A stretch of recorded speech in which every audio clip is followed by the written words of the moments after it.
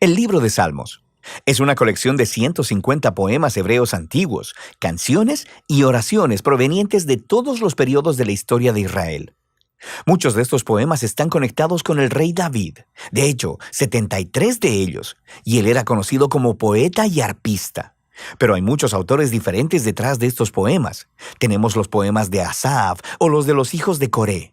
Y algunos proceden de otros líderes de alabanza en el templo. Incluso Salomón y Moisés tienen sus propios poemas, y casi un tercio de ellos son anónimos. Ahora, muchos de estos poemas fueron utilizados por los coros que cantaban en el templo de Israel, pero el libro de Salmos en realidad no es un himnario.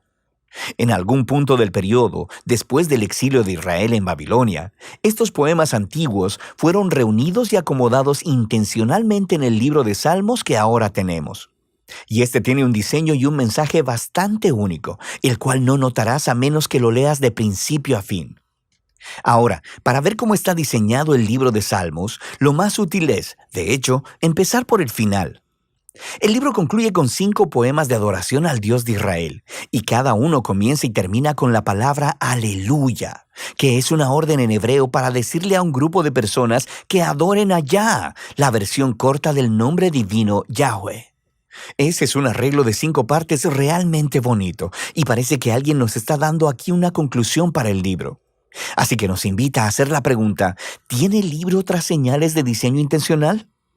Si prestas atención a los títulos de los poemas, notarás que en 5 lugares los traductores de tu Biblia pusieron los títulos Libro 1, Libro 2, Libro 3, 4 y 5 en varios puntos. Y estos dividen el libro de Salmos en 5 grandes secciones. La razón para esto es que los últimos poemas en cada una de estas secciones tienen un final muy similar que luce como una adición editorial. Se lee algo como, bendito sea el Señor, el Dios de Israel, por los siglos de los siglos. Amén y amén.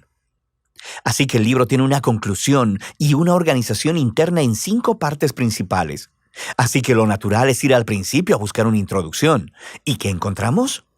Los Salmos 1 y 2 se separan del libro 1 porque la mayoría de los poemas en el libro 1 están conectados a David, excepto los Salmos 1 y 2 que son anónimos. El Salmo 1 celebra lo bienaventurada que es la persona que medita en la Torá, leyéndola en oración día y noche y que luego la obedece. Ahora, la palabra Torá significa simplemente enseñanza, y de manera más específica se llegó a referir a los 5 libros de Moisés que inician el Antiguo Testamento. Y aquí parece ser que la palabra se utiliza con ambos significados en mente, lo que explica por qué tiene 5 partes. El libro de los Salmos se ofrece como una nueva Torá que enseñará al pueblo de Dios la práctica de la oración durante toda su vida, al mismo tiempo que procuran obedecer los mandamientos de Dios entregados en la primera Torá. El Salmo 2 es una reflexión poética sobre la promesa de Dios al rey David de 2 Samuel capítulo 7, de que un día un rey mesiánico vendría y establecería el reino de Dios sobre el mundo, derrotando la maldad y la rebelión en la nación. El Salmo 2 concluye diciendo que todos aquellos que se refugian en el rey mesiánico serán bienaventurados, precisamente la palabra que se utiliza para iniciar el Salmo 1. Y así, estos 2 poemas juntos nos dicen que el libro de Salmos está diseñado para ser el libro de oración del pueblo de Dios según ellos procuran ser fieles a los mandamientos de la Torá, mientras anhelan y esperan el venidero reino mesiánico. Ahora, con estos 2 temas presentados, podemos empezar a ver cómo los libros más pequeños también han sido diseñados alrededor de estas 2 ideas. Por ejemplo, el libro 1 tiene justo en el centro una colección de poemas, los Salmos del 15 al 24, que inician y concluyen con un llamado a ser fieles al pacto. Y luego, en los Salmos del 16 al 18, encontramos una representación de David como un modelo de esta clase de fidelidad. Así que él clama a Dios para que lo libere, y Dios lo enaltece como rey. Ahora, en el grupo de poemas correspondientes, los Salmos del 20 al 23, el David del pasado se ha convertido en una imagen del futuro rey mesiánico, quien también clamará a Dios. Él será librado y le será dado un reino sobre las naciones. Y luego, justo en el centro de esta colección, está un poema, el Salmo 19, dedicado a adorar a Dios por proveer la Torá. Así que aquí lo tenemos, los 2 temas de los Salmos 1 y 2 ligados muy de cerca aquí. El libro 2 abre con dos poemas que están unidos por su esperanza de un regreso al templo en Sion en el futuro.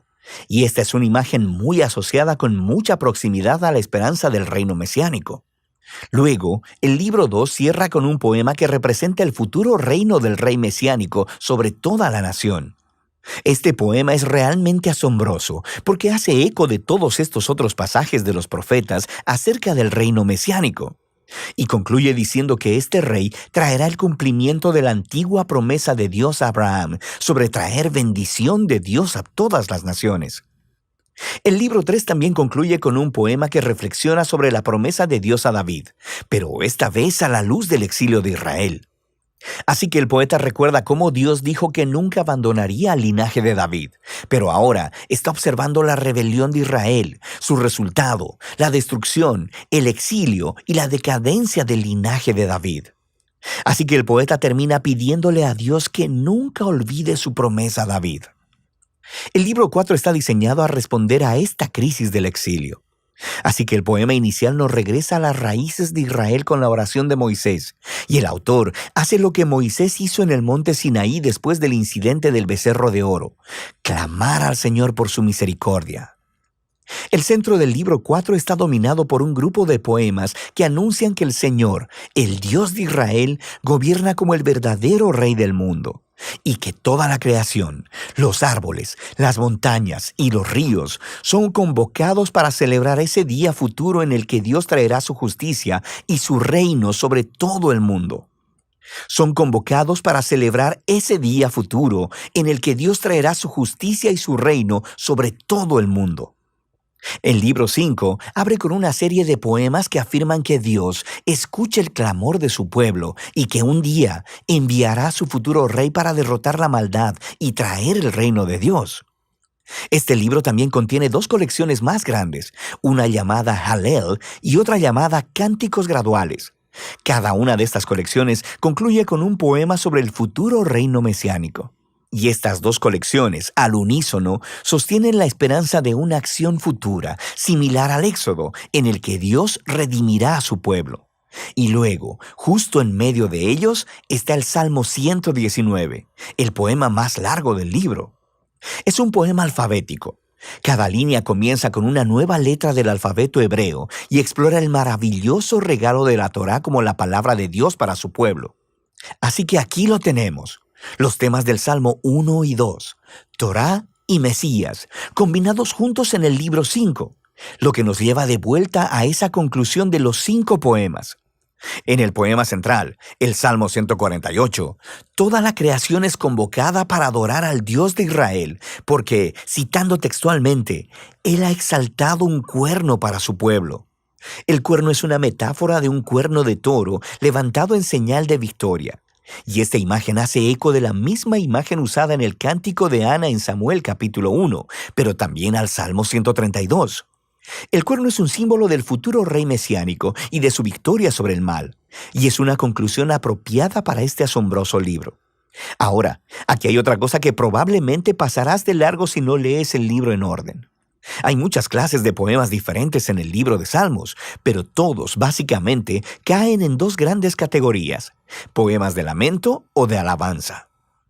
Los poemas de lamento expresan dolor, confusión y enojo acerca de lo horrible que es el mundo y lo horrible que son las cosas que le están sucediendo al poeta. Así que estos poemas llaman la atención a lo que está mal en el mundo y le piden a Dios que haga algo al respecto. Hay muchos de estos en el libro, lo que nos dice algo importante, que el lamento es una respuesta apropiada a la maldad que vemos en nuestro mundo. Pero lo que notarás es que los poemas de lamento predominan en la primera parte del libro, en los libros del 1 al 3, pero pon atención, porque en ocasiones también encontrarás salmos de alabanza. Los poemas de alabanza son poemas de gozo y celebración y llaman la atención a lo que es bueno en el mundo y recuentan las historias de lo que Dios ha hecho en nuestras vidas y agradeciéndole por ello.